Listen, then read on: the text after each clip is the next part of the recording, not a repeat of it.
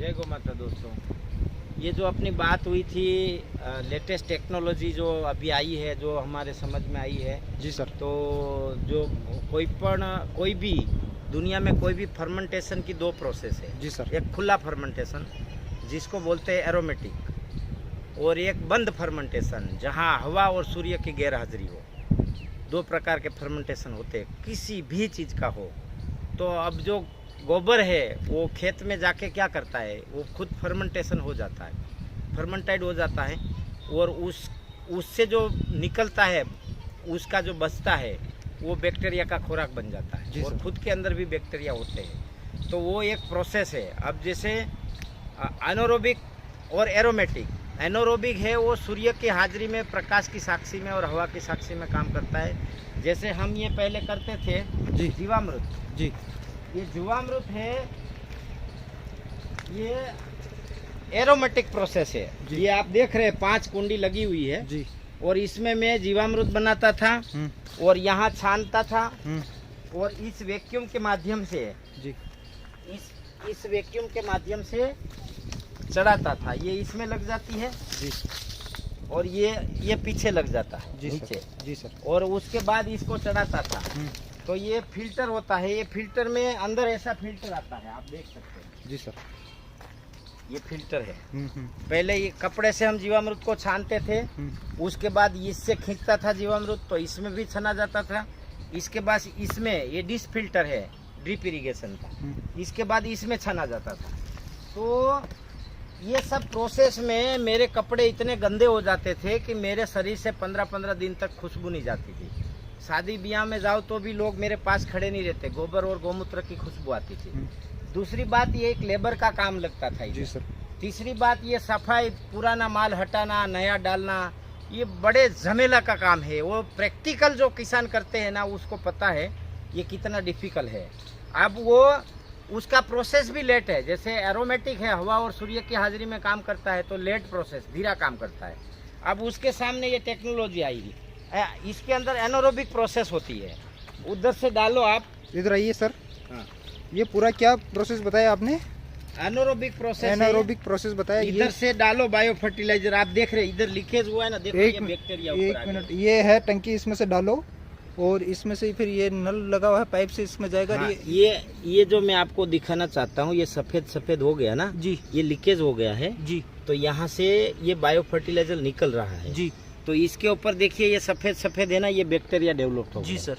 तो ये एक प्रकार का ऐसा स्ट्रॉन्ग फर्मेंटेशन प्रोसेस है जी। इसमें से हम चावल का पानी, किचन वेस्ट, फ्रूट वेस्ट, गाय का गोबर, गौमूत्र, गुड़ की स्लरी, वो एक साथ डालते हैं इसमें सब प्रमाण से। उसका प्रमाण हमारा पेम्पलेट में है, वो पेम्पलेट में आपको भेज दूंगा, आप उसको चिपका देना। जी सर। तो ये पूरा प्रमाण के साथ, और इसमें पहली बात 45 दिन लगते हैं बायो फर्टिलाइजर बनने में। 45 दिन। हाँ, उसके बाद रोज उधर से 200 लीटर डालो। हाँ। और इधर से 200 लीटर निकालो। आपको मैं निकाल कर भी दिखा देता हूँ जी।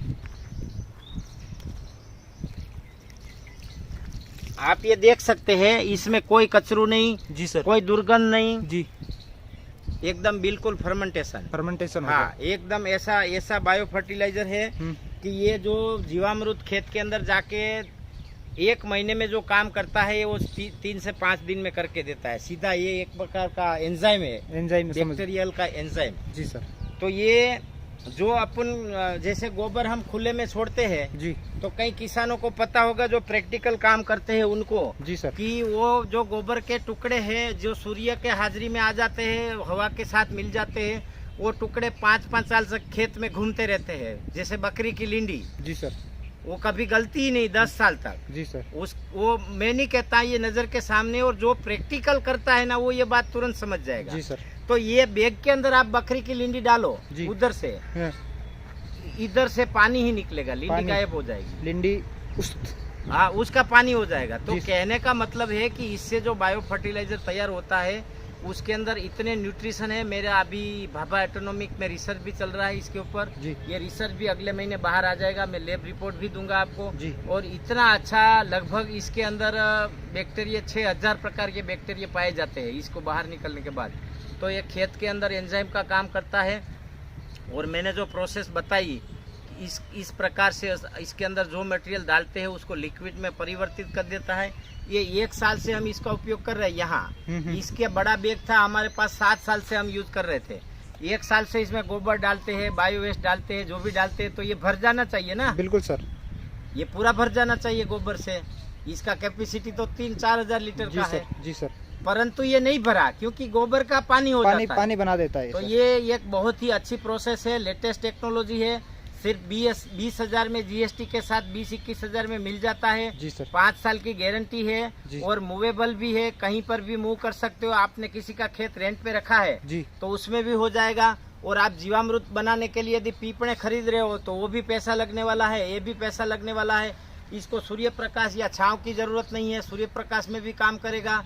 और मतलब ये इतनी अच्छी चीज है मेरे जीवन में। मैं 7 साल के से इसका उपयोग कर रहा हूँ, परिणामदायक है। ये बागायत में, आम की बगीचे में, ये मूंगफली में, कपास में, गन्ने में, इसका जमीन में भी पिलाओ। इसके जो ऊपर से स्प्रे भी कर सकते हो, स्प्रे में भी ये दारू से भी बढ़िया एंजाइम दिख रहा है। आपने संपूर्ण जानकारी दे दी।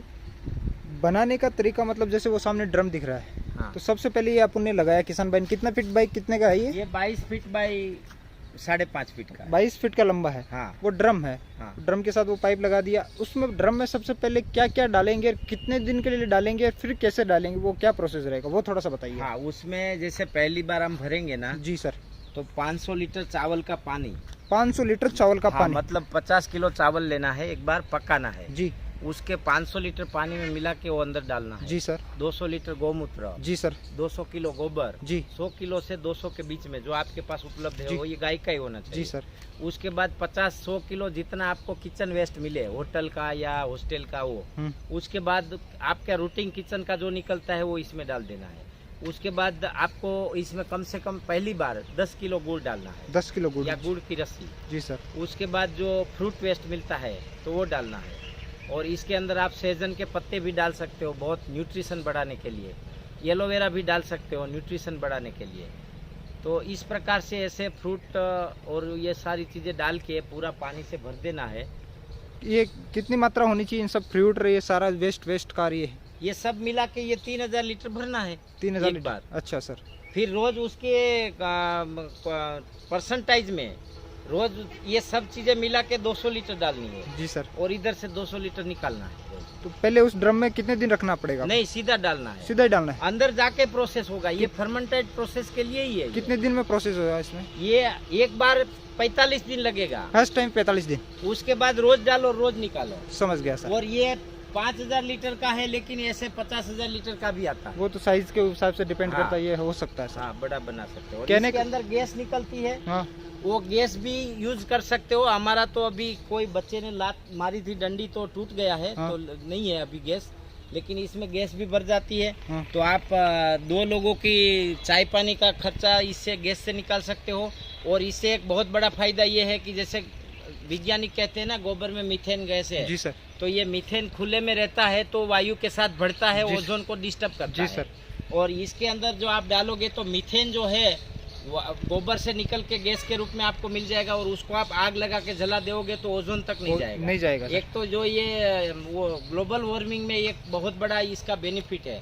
दूसरी बात ये है कि यदि आपके पास ये एक्स्ट्रा हो गया तो आप 10 रुपए लीटर बेच दो या उसको थोड़ा सा ब्रांडिंग करके पैकिंग करके। और ये यदि आपका होटल है तो होटल में ये लगा दो। होटल का भी जो वेस्ट है वो गंदगी करता है। जी सर। तो उससे बायो फर्टिलाइजर तैयार हो जाएगा। तो इसको आप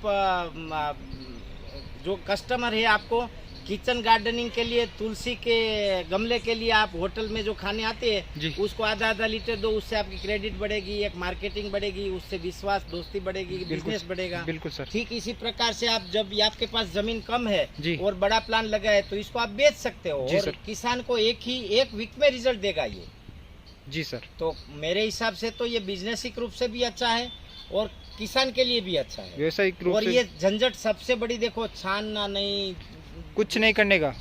आप एक सादा साड़ी का कपड़ा रख दो, चुनरी का कपड़ा, फटाक से बात फाइनल। और ना बदबू आएगी, नो किसान भाइयों का ये सवाल रहता है कि एक लास्ट की धूप में रखने से खराब नहीं होगा। आप कितने साल से यूज कर रहे हैं? ये दो ढाई साल हो गए हैं और इसकी 5 साल की कंपनी गारंटी आती है। 5 साल में यदि कुछ खराब हुआ तो हम बदल के दे देंगे। आप बदल के। और कोई ऑर्डर करना चाहेगा तो आप होम डिलीवरी तो आप आसपास से भी ले सकते हो, यदि आपको सुविधा लगती है और हमारे यहाँ से लेना है तो हम होम डिलीवरी भी करवा देते हैं। कॉन्टेक्ट नंबर कहाँ से आपके? ये सब नीचे डिस्क्रिप्शन में दिया हुआ है। जी सर, वो मिल जाएगा, वहाँ पे कॉन्टेक्ट कर सकते हैं और हो सकता है। ये या सामने देख सकते हो दोस्तों। पहले कहने का मतलब है कि सर ने जैसे बताया, फर्स्ट टाइम आपको इसके अंदर 45 दिन तक रखना है। उसके बाद जितना आप निकालते हो उतना उसमें डालना है और फर्मेंटेशन होता रहेगा और आपकी ये जो खेती बाड़ी है वो चलती रहेगी। ऐसा ही है सर? बिल्कुल। इन्हीं शब्दों के साथ सर इस वीडियो को यहीं ख़त्म करते हैं। आपका तहे दिल से बहुत बहुत धन्यवाद कि आपने संपूर्ण जानकारी दी है खेती के ऊपर, डेयरी फार्मिंग के ऊपर। और कभी समय मिलेगा तो ज़रूर आपसे मुलाकात होगी। तब तक के लिए सर जय गौ माता सर।